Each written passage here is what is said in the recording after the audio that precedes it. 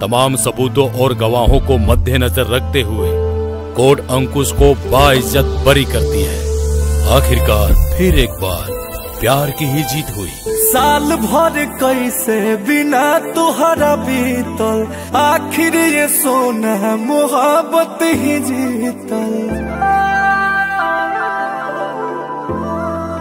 साल भर कैसे बिना तुहरा बीतल, आखिर ये सोना मोहब्बत ही जीतल। जान हो दिल से रिहा हो गईनी, काट के साजा तय हो जन दुनिया के प्यार की देखावे, आजा से नूरा लगावे, आजा हो किए हो जन हमारा के अपन तू बनावे, आजा से नूरा लगावे, आजा हो।